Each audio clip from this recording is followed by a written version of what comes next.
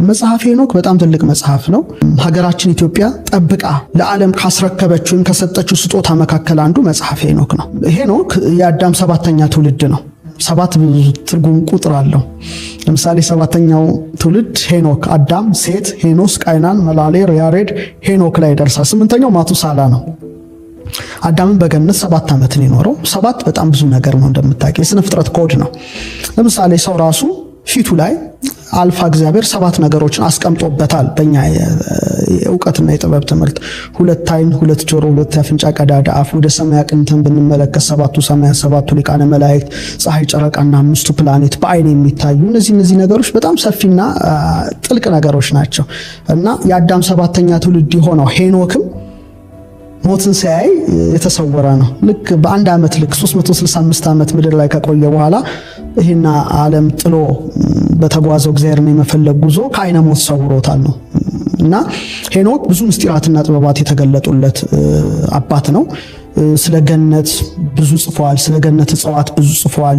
ስለ ፀሐይ፣ ስለ ጨረቃ፣ ስለ ከዋክብት በጣም ብዙ ጽፏል። ፈለከ ፈለካትን ማለትም ሰማየ ሰማያትን፣ አየረ አየራትን፣ ስለ 12ቱ ነፋሳት፣ ስለ ጥልቁ በጣም ብዙ ነገሮችን ጽፏልና ያ መጽሐፍ እንግዲህ መጽሐፈ ሄኖክ በመባል ይታወቃል።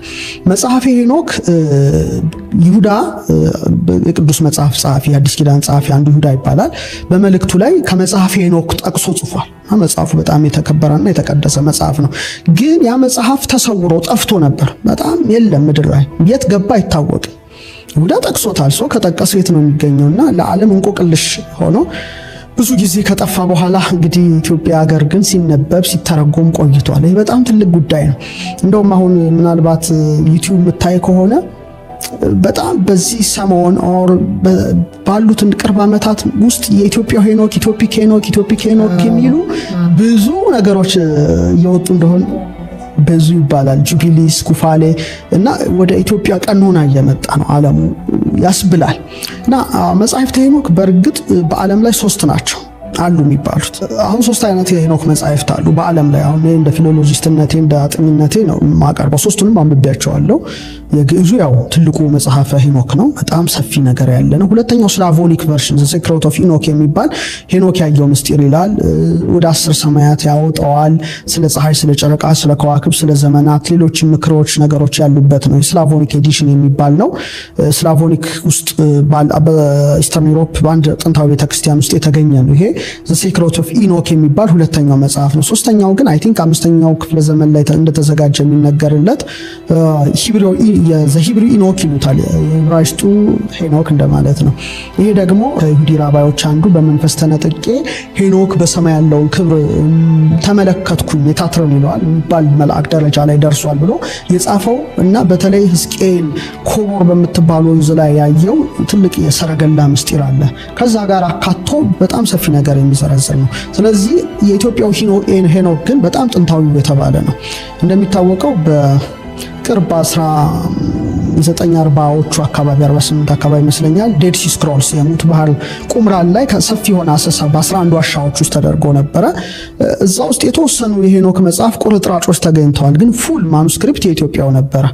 እንዳልሽው ጄምስ ብሩስ የስኮቲሽ ተጓዥ ነው። በተለይ አባይን መነሾ ለማየት ያደረገው ጉዞ በጣም ታሪኩን አግዝፎ ያወጣዋል። ይህ ስኮቲሽ ተጓዥ አረብኛ፣ ስፓኒሽ፣ ፖርቹጊዝ፣ ግዕዝ አቀላጥፎ ይችል የነበረ መልከ መልካም ቁመቱም ረዘም ያለ ነበረ። ኢትዮጵያ እንግዲህ በ18ኛው ክፍለ ዘመን ነው የመጣው። አይ ቲንክ ንጉሥ ተክለ ሃይማኖት ሁለተኛ እና ራስ ሚካኤል ስዑል ነው አቀባበል ያደረጉለት። በተክለ ሰውነቱ የግዕዝ እውቀቱ በጣም ተወዳጅና ተሰሚነትን ችሎታል እና 2 ዓመት ኢትዮጵያ ቆይቷል። 2 ዓመት ሲቆይ ከሰራቸው ስራዎች መካከል የተለያዩ ኢትዮጵያ እንግዲህ በጣም በብዙ ሺህ የሚቆጠሩ መጻሕፍትን ጠብቃ የያዘች ሀገር ናት። ግዕዝ በጣም ጥንታዊ ቋንቋ ነው።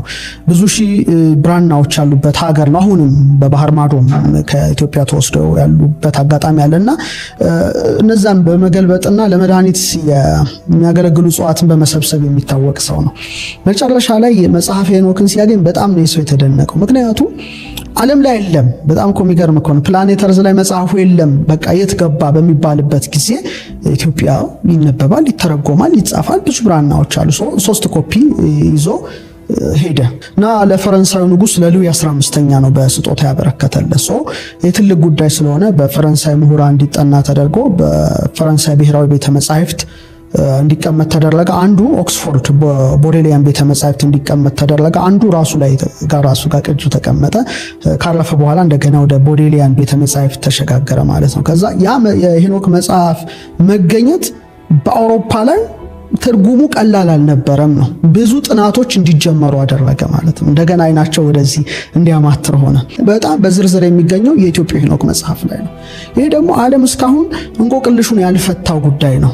እነዚህ ማን ናቸው? ኔፊሊሞች መጽሐፈ ሄኖክ ላይ ወደ 200 ይጠጋሉ። አዛዜል ይባላል መሪያቸው። ምን አይነት ስራ ይሰሩ እንደነበር ቅድምም እንደጠየቅሽኝ ተውላጠ ዓለም ዲኤንኤን ማዛባት፣ የፈረስን የበቅሎን ወደ ሰው የሰውን ብዙ አይነት ክሬቸርስ የመስራት ጉዳይ ነበረ በዛ ጊዜ። ኢቭን መገለጥ የሌለባቸውን ረቂቅ እውቀቶችን ለሰው ልጆችን እስከ መግለጥ ይታወቃል። እና ምድር እንደተበላሸችና በንፍሯ እንደጠፉ ታሪኩ ይነገራልና በኔፊሊም ጉዳይ ምርምሩ ከፍ አለ። ምንድናቸው? 3 አይነት ቪው መጣ ማለት ነው። ከዛ በኋላ አንደኛው ቪው የሄኖክ መጽሐፍ ከታየ በኋላ በጣም በስፋት የተንጸባረቀው እነዚህ በቁሙ መላእክት ናቸው የሚል ነገር መጣ። ምክንያቱም 3000 ክንድ ቁመት ይላቸዋል።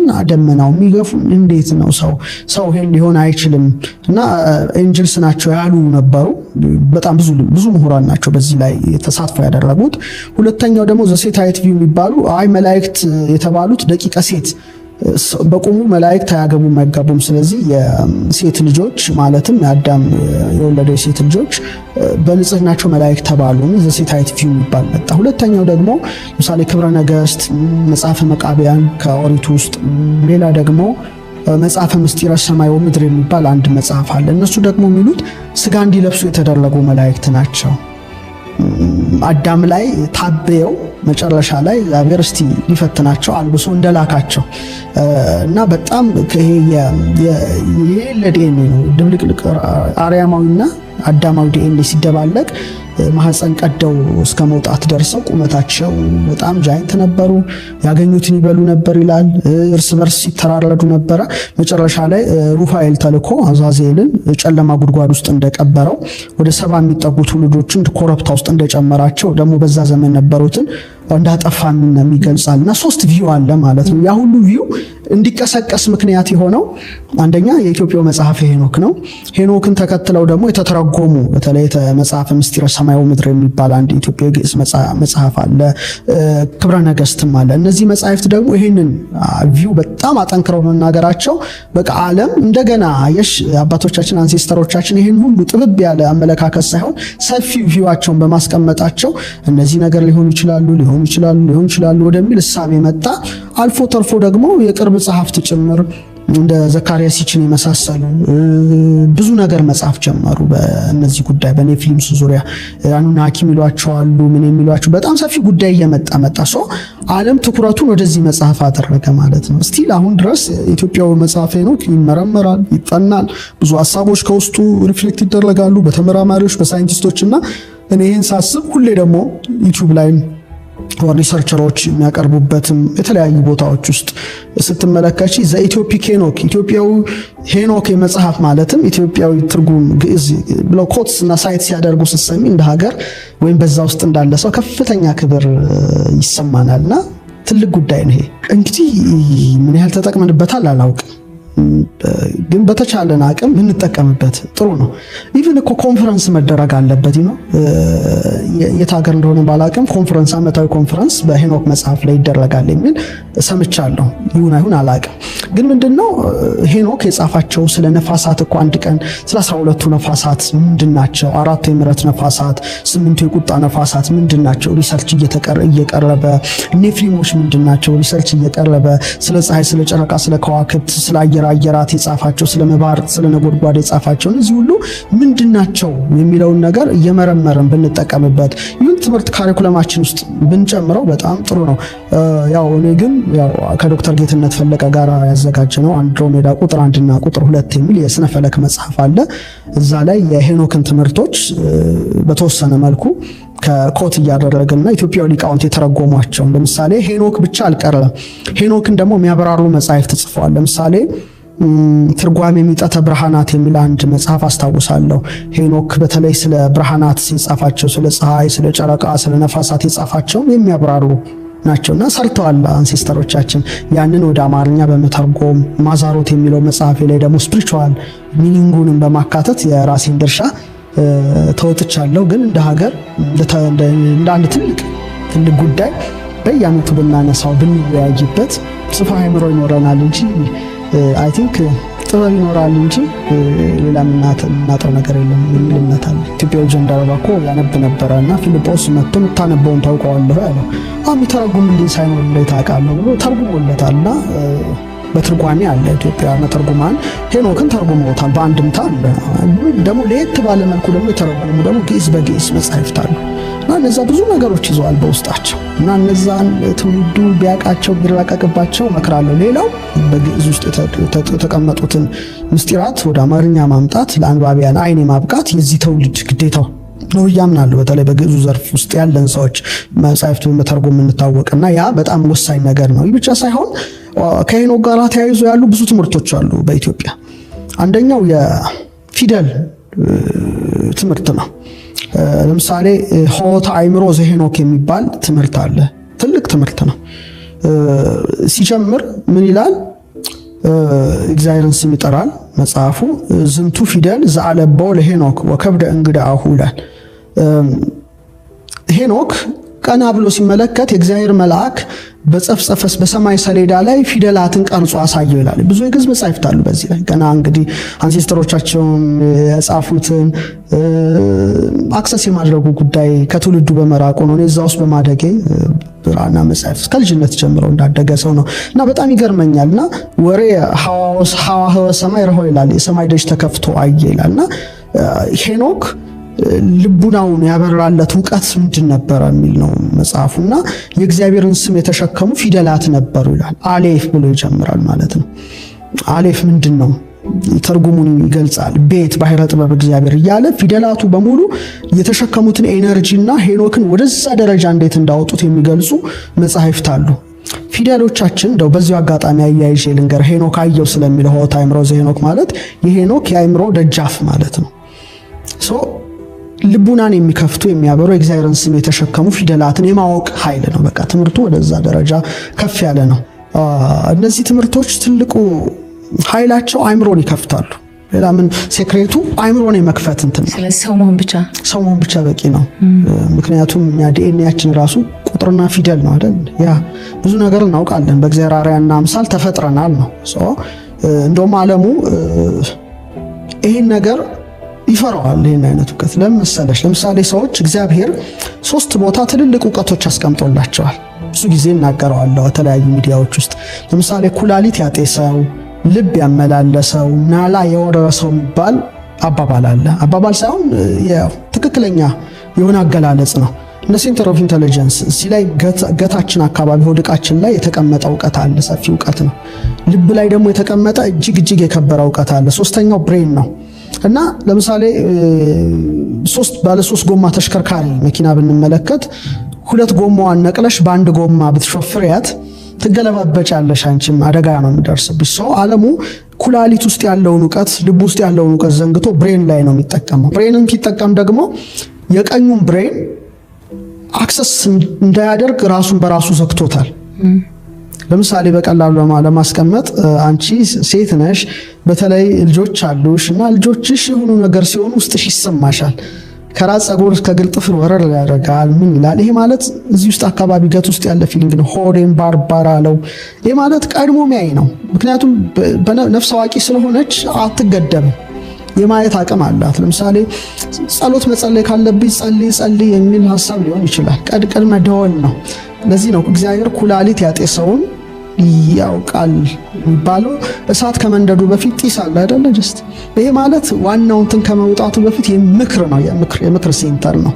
እዚህ ውስጥ በጣም ዝርዝር ነገሮች አሉ። ብዙ የሚገቡ ነገሮች አሉ። 12 ነገሮች እዛ ውስጥ አልገባም፣ ምክንያቱም በጣም ሰፊ ጉዳይ ነው። ሁለተኛው ልብ ነው። ልብ ውስጥ በጣም ሰፊ እውቀት አለ። ይሄ በጣም ልብ ይስጥ ይባላል አይደል? ሲመረቅ ልብ ይስጥ የልቡናህን ዓይን ያብራልህ ይባላል። በእኛ ትምህርት ልብ ራሱን የቻለ የስሜት ሕዋሳት አሉት። በኢትዮጵያ እውቀት ነው የምናገረው፣ ሳይንሱ አልገባው። ለምሳሌ አይነ ልቡና የምንለው ነገር አለ። አይነ ልቡና ማለት ረቂቁን ዓለም ማየት የሚችል የልብ ዓይን ልብ የምታየው። ይሄ በጣም ትልቅ ጉዳይ ነው። ለምሳሌ ግዙፉን ነገር አይናችን ያያል። አንቺን ያለው እኔን ታይኛለሽ፣ ጠረጴዛው ወንበሩን ያለን መቅረጸ ድምጹን ያለን። የልብ አይን ከተከፈተ ደግሞ ረቂቁን ዲሜንሽን ማየት ይችላል። እዝነ ልብ የሚባል አለ። እዝነ ልብ ረቂቅ ድምጽ መስማት የሚችል። ወገበ ልብ የሚባል አለ። መትከፈ ልብ የልብ ጫንቃ እንደማለት የሚባል አለ። እግረ ልብ የሚባል አለ። አንፈ ልብ፣ በጣም ብዙ የስሜት ሕዋሳት አሉት። ሳይንሱ አሁን ነው ሪሰንትሊ እየደረሰ 40,000 ዩኒክ ሴሎች ተገኙ፣ ራሳቸውን ችለው ያስባሉ፣ በ0.1 ሄርትዝ ከብሬን ጋር ይገናኛሉ እያለ ወደዚህ እየመጣ ነው። ገትና ብሬን በአክሲስ ይገናኛሉ ያለ አሁን እየመጣ ነው እንጂ ጥንት አንሴስተሮቻችን የነበራቸው እውቀት ነበረ። ግን አሁን ወደ ፊደሉ ስንመጣ ለምሳሌ ብሬናችን ያው በጣም ብዙ ቢሊየንስ ኒውሮንስ ነው ያሉት። በጣም ገራሚ ነገር ነው የናላ ጉዳይ። ግን ሁለት ክፍል አለው ነው ትልቁ ጉዳይ። ቀኝ ክፍልና ግራ ክፍል አለው ብሬናችን። ቀኙ ክፍል ትንሽ መንፈሳዊ ነው። ተመስጦ ይወዳል፣ ጥበብ ይወዳል፣ ኢንቲዩሽን ይወዳል፣ ቋንቋ አይወድም፣ ሎጂክ አይወድም፣ ማቴማቲክስ አይወድም። በቃ ትልቅ ሞር ወደ ሰማያዊ ዓለም የመሳብ አቅም አለ። ይሄ ደግሞ ቁስ ነው፣ ማቴሪያል ነው። መብላቱ፣ መጠጣቱ፣ ምታዩ፣ ምትዳስሽው ምናምን ነገር ላይ ተኩራል። ቋንቋ ላይ ይወዳል፣ ሂሳብ ላይ ይወዳል። ግን ሁለቱም ያገናኝ ድልድይ አምላክ ሰርቶላቸዋል። ሰዎች ሁለቱን አቀናጅተው እንዲኖሩ ነው የእግዚአብሔር ፈቃድ። እኛ በእኛ በቀመር በፊደሉ ቀመር ትምህርት ፊደል ቀን እንሁን ይባላል። ቀ መቶኛ ነው። ቀ ማለት ክብ ሁለት ክቦችና መስመር አይደለም። ሁለቱ የአእምሮ አይኖች ናቸው ነው የምንለው እኛ። ሰፊ ትምህርት ነው እሱ። በጣም ትንሹ የአእምሮ አይኖች ናቸው። የአእምሮ አይኖች ፊደል ቀ ወደ ላይና ወደ ታች ማለት ነው። አንዱ ወደ ላይ አንዱ ወደ ታች ይሄዳልና ከፍ ያለውን ልዕልናና የትህትናው ዕውቀትን ገንዘብ እንድናደርግ ማዋሃድ ነው። 100 ደረጃ አለው ጥበብና ዕውቀት። ሁለቱንም ማዋሃድ ማስማማት ነው። ዓለሙ ትኩረት የሰጠው ግን ወደ ግራ ብሬን ነው፣ ቀኙን ብሬን አይደለም። ለምሳሌ ከአጸደ ሕፃናት ጀምረሽ እስከ ዩኒቨርሲቲ በነበረሽ ቆይታ ወይም በነበረን ቆይታ አንድም ቦታ መንፈሳዊ ትምህርት የለው። ስፒሪቹዋሊቲ መንፈሳዊ ነገር የለውም። እንደውም ዝንጀሮ ምናምን በቃ አይ ቲንክ ግራችን ብቻ ላይ ነው ስራ የተሰራው። ቀኙ በፍጹም እንድናንቀሳቀሱ አልተፈለገም። ምክንያቱም አንድም ቦታ ስለ እግዚአብሔር የለም፣ ስለ መንፈሳዊ ነገር የለም። ግራ ነውና መጨረሻ ላይም ግራጁዌት ስናደርግ መነሳንሱን ታስሉን ከቀኝ ወደ ግራ ነው የምናዞረው ነው። ጀስት ግራ ብሬንን ነው፣ ግራ ብሬናችን ነው ኦልሬዲ ሎክድ ሆኗል፣ ተቆልፏል ነው ቀኙ። ለምሳሌ ይሄ ኢንላይትመንት ዘመን ላይ ሲባል ብዙ ነገሮች ተሰርተዋል። ለምሳሌ ሰርክል የራሱ ትርጉም አለው፣ 3 ማዕዘን የራሱ ትርጉም አለው፣ ስኩዌር የራሱ ትርጉም አለው። እያንዳንዱ ላይን መስመር ትርጉም አለው። ለምሳሌ የምናደርገው ቆብ ራሱ 4 ማዕዘን ነው እንደምታውቂው። የትምህርት ዕውቀት 4 ማዕዘን ነው፣ ሰርክል አይደለም። 4 ማዕዘን ደግሞ እሳት፣ ውሃ፣ ነፋስ፣ መሬት ነው፣ ማተር ነው፣ ቁስ ነው። ስፒሪት የለውም፣ 5ኛው ዲሜንሽን የለውም። የተማርሹ ለቁስ ነው፣ የምትኖሪው ለቁስ ነው፣ የምትሞቺው ለቁስ ነው። ስፒሪቹዋሉን ዓለም አክሰስ ማድረግ አትችይም። ለምሳሌ የቅዱሳት ስዕላትን ስትመለከሽ በመንፈሳዊ ዓለም አክሊል የተቀዳጁትን ስታይ እዚህ ላይ የሚደረገው እንደ ሰርክል ነው አይደላቸው ላይ የሚደረገው ሰርክል ማለት 360 ዲግሪ ማየት ነው። ለምሳሌ መረቡን በስተቀኝ በኩል ጣሉ እንደሚል ነው። እና ሰዎች የግራ ብሬናቸው ብቻ ነው አክሰስ እያደረጉ መጨረሻ ላይ ሊሰሩ የሚችሉት ኒውክለር፣ ድሮን፣ ሰው ማጥፊያ ነው። በጣም ስግብግብነት እንትን ያጠቀዋል። በቃ ኢጎሽ ከፍ ይላል። ቀኙ ደግሞ በጣም መንፈሳዊ ነው። ሰው ሁለቱን ማጣጣም ነበረበት። ይሄ ትምህርት በቀላሉ ሊያደርግ የሚችለው ቀኝ አእምሮ ክፍልን መክፈት ነው። በምንድን ነው የሚከፈተው? ትምህርቱ ይከፍተዋል።